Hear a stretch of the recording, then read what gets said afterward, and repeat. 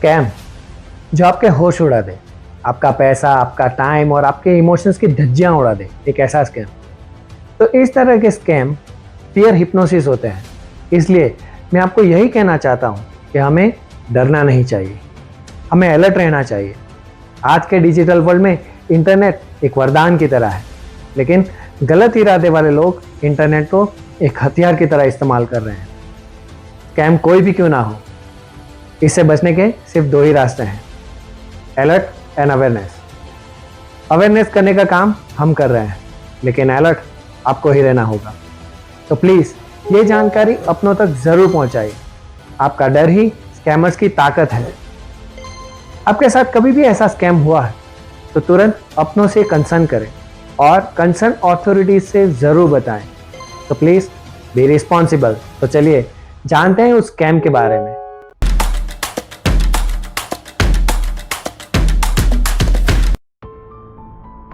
दोस्तों, क्या कभी भी आपको एक ऐसी ईमेल मिली है जो पहली ही नज़र में आपको एक गोल्डन अपॉर्चुनिटी जैसे लगती है?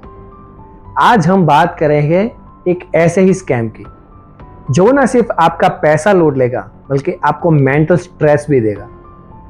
ये कहानी है एक शातिर ईमेल फ्रॉड की और आपको सच्चाई सुनने में हैरान होगी।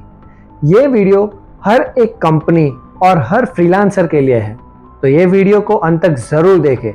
कमेंट में ज़रूर बताएं कि आपके साथ भी ऐसे स्कैम करने की कोशिश हुई है या नहीं। तो ये रही वो ईमेल। मुझे एक वेबसाइट बनवानी है अपने बिजनेस के लिए और ये एक रेफरेंस वेबसाइट है। मेरा बजट है $3,500 से $6,500 के डॉलर के बीच। कंटेंट, इमेजेस और लोगो मैं प्रोवाइड करूँगा और मुझे एक एस्टिमेट भेजिए। देखिए ये ईमेल कितना प्रोफेशनल लग रहा है। पूरी डिटेल्स दिए गए हैं, रेफरेंस वेबसाइट का लिंक दिया गया है, बजट रेंज दिए गए हैं, डोमेन की रिक्वेस्ट, और जब आप एस्टिमेट भेजते हैं तब आता है उसका सेकंड ईमेल। तो सेकंड ईमेल क्या है, चलिए देखते हैं। तो आपने अपना एस्टिमेट भेज दिया, तब देखते हैं आगे की चाल। आपका एस्टिमेट मुझे पसंद आया, मैं रेडी हूं $8,000 देने के लिए, पर एक छोटा फेवर चाहिए। मैं आपको $9,100 ट्रांसफर करूंगा, जिसमें $4,000 डिपॉजिट होगा, $100 टिप आपके लिए होगा, $5,000 आपके कंसल्टेंट को भेजना पड़ेगा जो मुझे कंटेंट और लोगो देगा। अब आप अपनी वेबसाइट की लिंक भेजते हैं कि आप यहाँ से डायरेक्टली पेमेंट कर सकते हो, लेकिन वो क्या कहेगा कि मेरा क्रेडिट कार्ड यूज नहीं हो रहा है, I am not able to do payment, तो वो आपको डायरेक्टली क्रेडिट कार्ड देगा। तो आप तो लगता है कि वाह, ये क्लाइंट तो मुझे बहुत टिप भी दे रहा है और यहाँ स्कैम की मशीनरी एक्टिवेट हो रही है। ये इंसिस्ट करते हैं कि आप स्ट्राइप पेमेंट गेटवे के थ्रू पेमेंट प्रोसेस करें। क्रेडिट कार्ड डिटेल आपको डायरेक्टली देते हैं और कहते हैं मैन्युअली प्रोसेस करो। क्यों? क्योंकि उसने आपके ऑलरेडी कह दिया है कि मैं प्रोसेस नहीं कर पा रहा हूँ, तो मैं आपको क्रेडिट कार्ड दे रहा हूँ, so on behalf of him आप खुद प्रोसेस करें, वो भी मैन्युअली।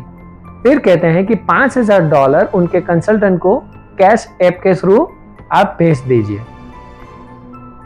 सब कुछ कितना स्मूथ लग रहा है ना? जब तक स्कैम का असली रूप समझ नहीं आता। आप स्ट्राइप के थ्रू पेमेंट करते हैं और $9,100 का ट्रांजैक्शन होता है। आप उनके कहकर $5,000 सो कॉल्ड कंसल्टेंट को ट्रांसफर कर देते हैं, वो भी कैश ऐप के थ्रू। कुछ दिन बाद वो क्लाइंट ईमेल करता है, सॉरी मुझे प्रोजेक्ट कैंसिल करना पड़ेगा, मुझे रिफंड कर दो, काइंड ऑफ। अब यहां ट्विस्ट होता है। क्लाइंट अपने बैंक के थ्रू ट्रांजैक्शन को डिस्प्यूट करता है और स्ट्राइप आपके अकाउंट का पैसा डिडक्ट कर लेता है। आप कंसल्टेंट को कांटेक्ट करते हैं तो पैसा वापस लेने के लिए, पर वो नंबर अनरीचेबल होता है। स्कैम काम कैसे करता है?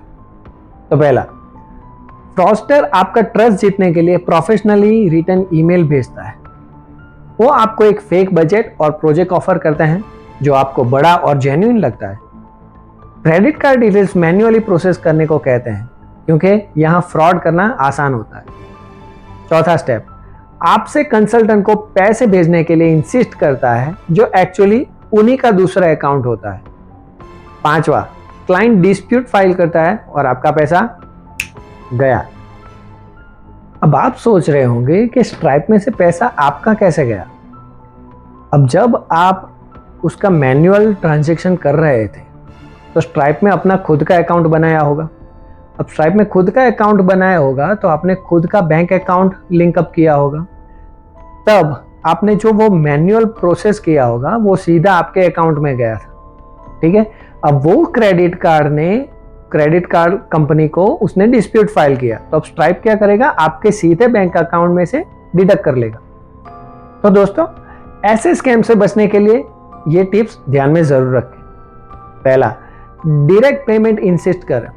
कभी भी किसी और के लिए कंसल्ट को पेमेंट मत भेजो। दूसरा, मैन्युअल कार्ड एंट्री अवॉइड करो। हमेशा सिक्योर पेमेंट गेटवे का यूज करो और मैन्युअली कार्ड डिटेल्स प्रोसेस कभी भी ना करें। तीसरा, कैश ऐप अवॉइड करें।